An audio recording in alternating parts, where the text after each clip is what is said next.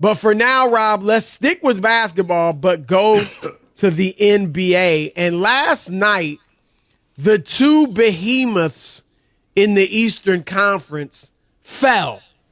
Boston still smarting.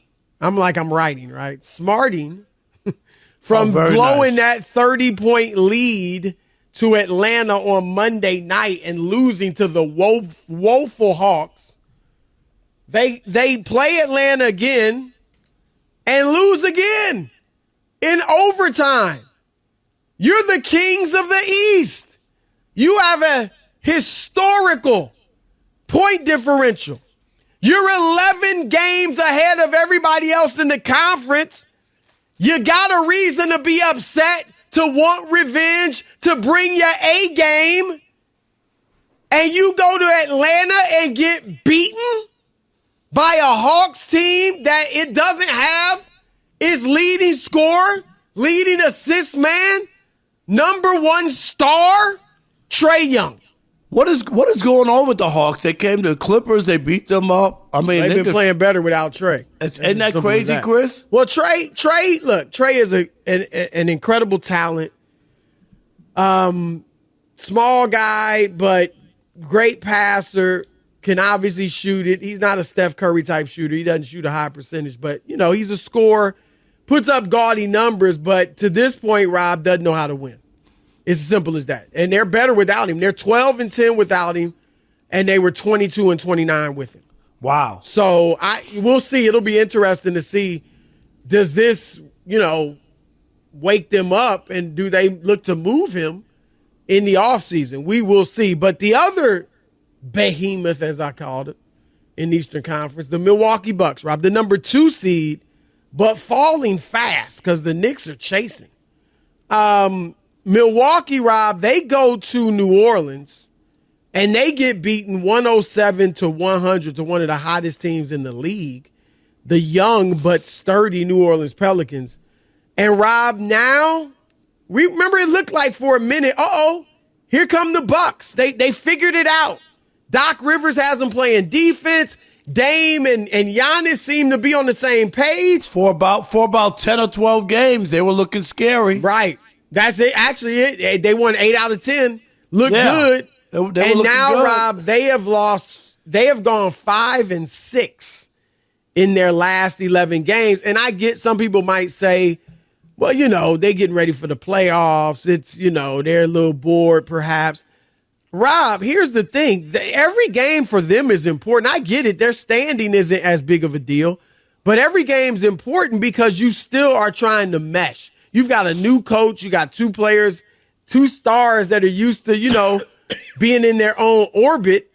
And now they have to learn to play together. So I don't agree with that notion. I'm not saying they can't turn it around.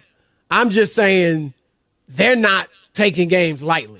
Or they certainly shouldn't. You know what I mean? It just they haven't won enough for them to feel that way. And and that's all. If they were on cruise control and they had the best record in the East, Chris, and then they decided to take their foot off the gas the last 10 games, could you buy that? Yes. Yeah, I mean, if they started well right away with Dame and yep, absolutely. So let me throw this at you.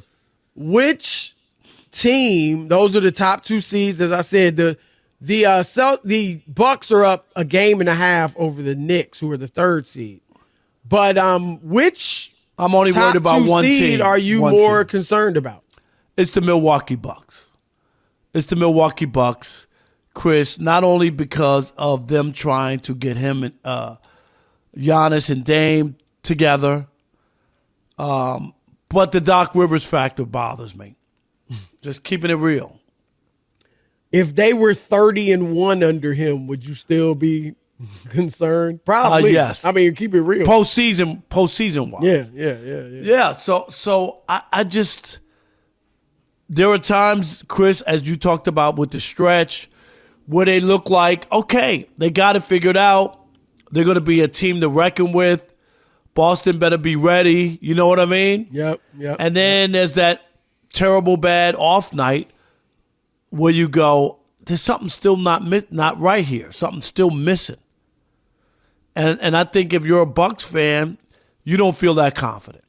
You can't that they're going to be Boston, Chris, if they were to meet in the Western Conference Final. You can't feel confident. Not at this point. I agree with you that I'm more concerned about the Bucks. The Celtics, Rob, their last 24 games, they're 20-4. No, they ran about a month ago. They ran off 11 straight wins, then lost 2 straight. Then ran off 9 straight wins, and then just lost these last 2 games to Atlanta. Right. So, I mean, that's kind of the scenario you were painting earlier, in that Boston has looked great, and now, okay, they lost a couple of games. It happens. You're not winning every game in the NBA. So I agree with you in that I'm more concerned about Milwaukee, because even I'll throw in, and I got major concerns about this team we both have liked, but they're looking to me like the NBA's version this year of the Philadelphia Eagles, Rob, in that they've, for whatever reason, fallen into a funk. And I'm talking about the LA Clippers. But in the case of the Clippers, and I'm not saying this is definitely going to happen, I hope it does because it'll make things exciting. But the Clippers can at least look back not that long ago, a couple of months, to when they were playing the best basketball in the league, or at least among those teams playing the best basketball in the league. No, they can look back and say, we did go 31-8. We did play as well as anybody team in this league just a few months ago, so it's there. 31-8 is a sample size. That's That's half the season, Chris. Right. That's half the season. Yeah. And so they can look back at that. The Bucks can't, Rob. The Bucks can't. I get it. They had the little, I said 8-10, they won. That's not enough. That's not a big sample size. And so they can't look back and say, we had this prolonged stretch where it was clicking, and we know if we play like that, we can beat any team in the league. For them, their heads are swirling with question marks. Now, I agree. No, I agree with that. They can't be that confident. And then, Chris, then comes the playoffs, where things haven't always gone right. Obviously, they won the championship, but there have been 2 bumpy rides there, right, where they got knocked out when they weren't supposed to. Oh, yeah. And now they got a coach who's got something to prove about him being able to make the right moves and things to get the adjustments throughout the game in order for his team to advance. So there's a couple things there that make them scary. Now, I will say this, Rob, even as I have more confidence in the Celtics, and they're my pick to win the East, I think they're yours as well. I am not as confident in them in the East as I am of Denver in the West. Like everybody, a lot of people, Rob, seem to think, the Celtics are going to run through the East. They got an 11-game lead. They've won. They're only the 5th team to average, their victory or their point differential. Their average margin of victory is 11 points or more. All of the other teams, the other 4, have won the championship. They're getting out of the East for sure, and maybe more. I think they'll get out of the East. They are my pick, and I'm confident in that pick. But I'm not as confident as I am in Denver in the West. Like, I do think it's going to be tough. I think there are some red flags with the Celtics.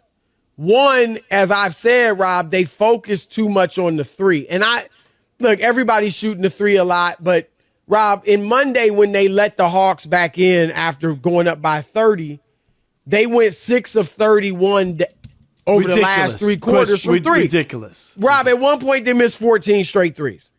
And you know this, 10 years ago, a mere 10 years ago, that would have been viewed as stupid basketball. Right. Right? You miss a few jumpers. It's like, look, throw it inside or drive to the bucket and get a layup or a short mid-range shot. But what happens to stopping the bleeding, Chris, when the three's not going down? As a coach, we call a play. Let's get either a bucket in the paint or some free throws. All right, let's stop the long run of the other team where we're giving up missed threes, Chris, right? We're missing threes. They're getting rebounds, then probably pushing it ahead and getting easy baskets on the other side, right? Like that's what happens with missed threes. And you could just see the lead shrinking, and they just kept throwing up threes. And then their clutch performance hasn't been great. It's been, generally the bottom half, or definitely the bottom half of the league. So I do have some questions about them, Rob, but I got more questions about the Bucks. And so I am with you in that I'm more worried about Milwaukee than I am Boston. But I think the Bucks are going to have to be they're going to be, you're going to have to beat them. They are going to be a tough out, I think. I think Miami can be a tough out. I don't think it's going to be easy for the Celtics, but I do think they'll win the East. So you like those? So Bucks, Miami. Real quick, where do the Knicks fit in for you, though, Chris? Because we were just talking to Mark Stein. You don't want to play them, right? I agree. Like we've seen this with Thibodeau's teams. They're low on talent, but they play hard. They defend. They that's execute. What I'm saying. Everybody knows their role. They're gonna. I think their ceiling is Eastern Conference Finals. Ceiling. More likely they go out in the second round. We were talking to Mark Stein. He said they probably meet the Bucks in the second round. I mean, look, could the Knicks beat them? Sure, but I take the Bucks. I think just their talent, because Rob, we've seen this with Thibodeau's teams. He works them so hard in the regular season that they play at a playoff level, and they play harder and more with more intensity than generally the other teams. And so they tend to overachieve in the regular season, but in the playoffs, they don't have that extra level to go to, whereas some of the more talented teams have another level they can reach. And why doesn't he know that? Why doesn't he know that? I mean, I think he knows one way to coach, which is all out. And I don't blame. I mean, Rob, it's been incredibly successful for him in the regular season. But that's my view. I mean, this team just, and what it does, Rob, it don't you think they're overachieving, especially with the injuries? I mean, they're not the most talented bunch, even with healthy. It's incredible. But They've OG had Anunoby's right. been out. Julius Randle's obviously been out. And Mitchell Robinson's been out. And props to Tibbs. He's doing a great job. But, yeah, I think, Rob, most likely they go out in the second round. You don't want to play them because it's going to be a hard, tough series. Because we saw that last year when they played Cleveland. Yeah, they were too tough for Cleveland. They worked over the Cavs like a burger and fries, Chris, and they were physical. Yeah, and they made Cleveland look soft, and so Cleveland's going to have to answer that question this postseason.